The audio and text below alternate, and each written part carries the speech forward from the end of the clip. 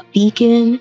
He was one of the most multifaceted, talented men, so gentle. And my heart and soul and hugs and kisses go out to his daughter and his wife and his mother. Some stories don't hit you right away. They linger, quietly, until something finally cracks your heart open. That's what happened when Raven Symone finally spoke. At first, the world barely noticed the news. Malcolm-Jamal Warner has passed. No cause, no tribute, no noise, just silence. And in that silence, a quiet ache started to build, for fans, for friends, and most of all, for Raven. Days later, it wasn't a headline or some public statement that shook people. It was a voice memo, raw, unpolished, leaked from a private moment between her and a friend. No cameras, no PR team, just truth. And in that voice, there was pain. Not just the kind you cry through, but the kind you carry when you know you missed something that mattered. "He was gentle," she whispered. "So gentle, we forgot to ask if he was okay." This wasn't just grief, it was guilt. A quiet admission from someone who saw the cracks. Too late. To the world, Malcolm was always Theo, the steady one, the one who made us laugh, the one who never lost his calm. But Raven remembered something else. Not the character. The person. The big brother who looked out for her when she was just a nervous little girl on the Cosby Show set. The one who made her feel safe when the lights and pressure got too loud. He saw her. Listened. Protected. And now, years later, she was left asking herself the hardest question of all. Why didn't I see that he needed the same? There were no warning signs. No breakdowns. He didn't lash out, cry publicly, or spiral. He just held everything in. Smiling on the outside. Quietly fading on the inside. Because that's what strong people do sometimes. They carry everyone else, and hide their own pain behind encouragement, kindness, and calm. After the Cosby Show, Raven went on to live loudly. Music, movies, talk shows. Her face was everywhere. Malcolm. He stepped back. No scandals. No tabloid mess. Just jazz. Directing. Quiet living. Fatherhood. He was always present, but never loud. And maybe that's why so many missed the signs. Raven's voice cracked when she said it. He carried all of us. But no one stopped to ask, was he tired? Those words hit hard, because they forced all of us to look again. At the ones we think are doing fine. The ones who seem strong. They're the ones we forget to check on. And too often, they're the ones quietly drowning behind the smile. This wasn't just about a celebrity death. This was about how easily we overlook the people who always show up, the ones who never ask for anything in return. And now that he's gone, the pain isn't just that we lost him. It's that we didn't see how much he was holding in. So, if Raven's voice taught us anything, it's this: sometimes, the people who make us feel the safest are the ones who need safety the most. And maybe the biggest tragedy isn't that Malcolm is gone. It's that he left this world carrying the weight alone. You know what makes this all so hard to believe? There were no warning signs, no tabloid rumors, no health scares or dramatic breakdowns. Just days before he passed, Malcolm-Jamal Warner was spotted walking with his daughter, peaceful, smiling, even chatting about stepping back onto the screen. He had new scripts lined up, a poetry book half finished. He was mentoring young filmmakers. The man was building something. And then, just like that, he was gone. No goodbye. No reason. No explanation. That's what broke people. Not just the loss, but the stillness around it. Raven Symoné's voice message didn't give answers. It opened wounds. It held out a mirror. She didn't speak in sound bites. She didn't recite a PR statement. She remembered his gentleness. The way he never made things about himself. The way he never raised his voice, even when he had every reason to. The way he held space for everyone, and never asked for any in return. Then her voice cracked, just slightly, as she said something that hit like a punch to the chest. He was so gentle, we forgot he needed someone to be strong for him. And don't we all do that? We see someone calm, quiet, composed, and we assume they're fine. We say, Oh, he's strong. He always has it together. Until one day, he doesn't. Raven didn't say much else. But in every pause, in every shaky breath, you could hear what words couldn't say. Regret. That kind of regret that never really leaves. Turns out, she did try to reach out once. A message. Just checking in. Hey, how are you? He responded, warm, kind, but busy. And life kept moving. Schedules clashed. Conversations faded. You know how that story goes. And now, that silence. It's permanent. Fans flooded social media when they found out. People cried not just because a star was gone, but because someone who held their childhood together was hurting all along, and nobody saw it. I grew up watching him, one post said. Now I find out he was suffering in silence the whole time. How do people smile through that much pain? And here's where it got even heavier. Some fans started going through Malcolm's old poetry. What they found, it wasn't just creative writing. It was a man crying quietly between the lines. One poem read, I play the role of peace, but inside, I scream quiet truths. No one listens to the calm. Another, if I vanish, know that I smiled for you, not because I was okay, but because I didn't want you to worry. They weren't poems. They were whispers. They were soft, hidden alarms. And no one heard them. No autopsy report. No official cause of death. Just silence. And that silence, it's deafening now. One crew member who worked with him recently said, Malcolm was kind, focused, but distant. He'd say, I'm good, even when you could see in his eyes, he wasn't. That one comment lit up the internet. People shared their own losses. My brother said the same before he took his life. My dad smiled through depression for years. That's how it hides, isn't it? Behind the smile. Behind the strength. That's why it's so terrifying. Raven's message wasn't a goodbye. It was an apology. It was grief laced with guilt. It was a plea. Pay attention. Not just to the loud ones. To the quiet ones. To the ones who seem fine. Because sometimes, the most together person in the room is the one falling apart in silence. She remembered something Malcolm once told her. Words that now echo like a warning, they'll only care when it's too late. And now those words feel like prophecy. Because when the news hit, it wasn't Hollywood that broke down. It was the people, the fans, the ones who grew up watching him be the calm in the chaos. Now they know. That calm came with a cost. And the smile we all loved, it was carrying more than we ever imagined. There's always that one thing that sticks with you, the detail you can't shake, the sentence that plays on repeat in your head long after the story ends. For Raven Symone, it was a phone call. 3:17 a.m. Her phone buzzed. Malcolm was on the other end. He didn't say much. Just, Ray, I'm tired. She asked. Tired from what? He didn't answer. Just let out a quiet sigh. And then, the call ended.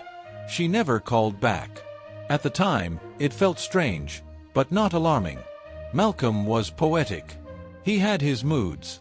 He disappeared sometimes. People called it Hollywood burnout. No one thought to call it what it really was. Not even Raven. Until now. In the voice message she left for a friend, the one that leaked online, you could hear it, her voice cracking, her breath catching. Not just from grief, but from guilt. She whispered, I think that was his goodbye. And when you let that settle in your chest, it breaks something open. Malcolm didn't ask for help. He didn't cry out. He didn't make a scene. He let go quietly, just like he lived. And the part that wrecked Raven most? She had promised him. Years ago, she told him, if anything ever feels off, I'll be there. But off didn't look like what she expected. Off wasn't a breakdown or a cry for help. Off was a gentleman saying, I'm tired, and then disappearing. And then came the moment that nearly destroyed her. She found an unopened voicemail, left days before his death. 9 seconds. His voice barely a whisper. I love you, Ray. Always did. Take care of them. You know who I mean. She listened to it. Once. Then again. Then again. Hundreds of times. Who was them? And then she remembered. Years ago, backstage at a reunion taping, he pulled her aside and said something she thought was just poetic flair. One day, I'll disappear. When I do, tell them, I never stopped loving them. She thought he was being dramatic, playing the mysterious artist. No. It sounds like a man who'd been planning his exit, one line at a time. At the private memorial, no cameras, no press, Raven tried to keep it together. But during the closing prayer, she broke. Collapsed. People thought it was grief. But it wasn't just that. It was regret. Heavy, sharp, suffocating. Because behind Malcolm's smile, behind his calm, was a world no one knew existed. And now, she's the only one who does. Until they found his journal. Locked. Hidden in his home. Discovered only after he passed. And what it held wasn't fiction. It was a confession. Page after page of a man quietly at war with himself. The fear of fading. The ache of being remembered not as a man, but as a memory. A rerun. A punchline. One line read, "They remember Theo, but not me. They smile at me like I'm a museum piece. But inside, I'm screaming." Raven made a decision that shocked even the family. She released one page. Just one. And the internet broke. Because in that page, Malcolm named names. Not with anger, but with hurt. He wrote, "I saw Lisa once. She looked right through me. I bumped into Keisha. She said, 'Oh wow. I forgot you were still around.' I texted Cosby last year. No reply. But I didn't expect one. I think I became a ghost before I ever died." He felt erased, while still breathing. Not by strangers. By the very people he helped shine. By the very system that once celebrated him, and then forgot him. This wasn't just a death. It was a slow vanishing. And now, all we're left with are pieces. A 3 a.m. phone call. A forgotten message. A whispered goodbye wrapped in poetry. And one truth Raven knows in her bones. He was hurting. He didn't scream. He didn't ask. He just left. And that's when it finally hit the world. Malcolm-Jamal Warner didn't just disappear. He was erased while still alive. Let that settle for a moment.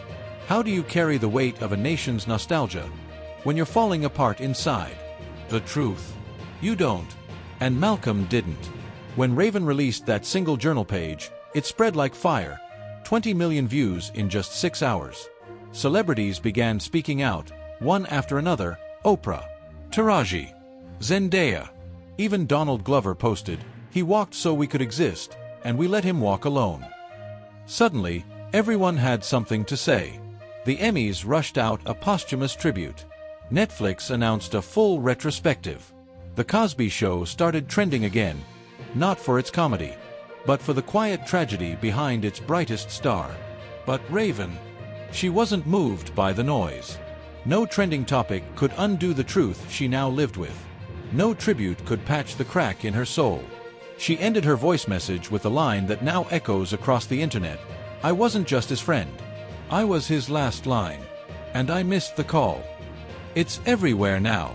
On murals, fan art, even tattoos. But the line wasn't just about her. It was about all of us. The fans. The media. The system. Every single person who laughed at his jokes, grew up watching him, and then looked away while he faded in silence. And now it's too late to say anything back. His memorial wasn't supposed to feel like this. But nothing about Malcolm's final days had been normal. The chapel was full. Famous faces. Childhood co-stars. Executives. People who once made money from his smile. But the air was off. Heavy. Uneasy. Like no one knew how to look each other in the eye. They tried to pretend Raven hadn't said what she said. But her words hovered in the room like smoke. Lisa Bonet left before the service began. Shaking. Silent. She whispered to someone, "It was all true." And then came the footage.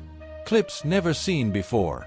Malcolm behind the scenes, pacing, alone, smiling for the crew, then staring blankly into space when the cameras stopped. Then, his voice. A voicemail. I don't know how much longer I can fake it. I smile, and they all think I'm fine. But I'm drowning. Every day. The room stopped breathing. Even the cameraman froze. This wasn't a tribute. It was a warning. One he'd been leaving behind, breadcrumb by breadcrumb, hoping someone, anyone, would notice. No one did. And now they were watching his pain unfold in real time, long after they could do anything about it. The industry, all polished and performative, was being exposed in full daylight. The same networks now honoring him had once rejected his pitches for a documentary on black mental health. One producer from The Cosby Show reportedly told him, "Don't make it messy. People don't want sad. They want Theo." But Malcolm wasn't Theo anymore. He hadn't been for a long time. And that's the real tragedy. He tried to grow, to evolve, to be something more than a teenage memory frozen in reruns. But the world wouldn't let him. And it broke him. By the time Raven took the stage for her eulogy, the room was already undone. She didn't read from a paper. She didn't perform. She spoke from the place where her grief and guilt collided. "I saw him a week before," she said softly. "We sat at my place, ate cereal, talked about the old days. He looked tired." She asked if he was okay. He smiled and said, "Just working too much." Then she paused. Her voice dropped. "But now I know, he didn't mean work. He meant holding himself together." And then came the sentence that shattered the room. "I failed him." The silence that followed, it was deafening. Because it wasn't just her. Everyone there felt it. Everyone who thought his silence meant peace. Everyone who mistook his smile for strength. Even Queen Latifah, always composed, was spotted wiping tears behind her glasses. And then, no one was prepared for what that letter said. Malcolm had left it with his lawyer, sealed tight, only to be opened if he didn't make it. Most people hesitated. It was too heavy, too real. But Raven stepped up. She read it. And what followed changed everyone in that chapel. It wasn't angry.